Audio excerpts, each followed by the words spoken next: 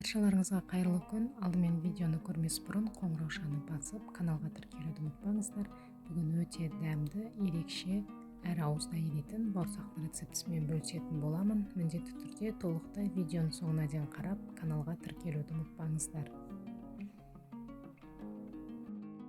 Бізге қажет жылы су ыдысымызға құйып аламыз. Оның үстіне ерітілген сары майымызды құямыз. Қантымызды саламыз.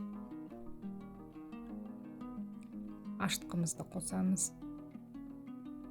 Тұзымызды салып, жақсылап араластырамыз. Міндетті түрде осы рецептпен жасап көріңіздер, өте дәмді болып шығады. Жақсылап бір қайтара араластырып, одан кейін електен өткізілген ұнымызды қосамыз. Аз-аздан қоса отырып, жұмсақ қамыр илейтін боламыз.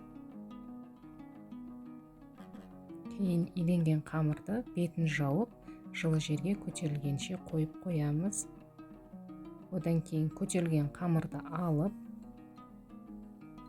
ұнды сеуіп, оқтаудың көмегімен дөңгелетіп жайып алатын боласыздар. Формасын өз қалауларыңызша жасайсыздар. Мен ұзынша етіп кесіп, жіңішкелеп жасадым. Сіздер өз қалауларыңызша кессеңіздер болады. Жайылған қамырды бетін жауып, 5-10 минутқа қойып қоямыз. Одан кейін табамызға сұйық май емес, тоң маймен пісірдім мен.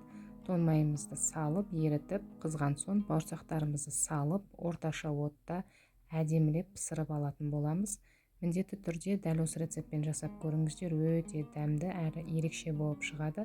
Және де каналға тіркеліп, комментарий қалдырып, лайк басуды ұмытпаңыздар.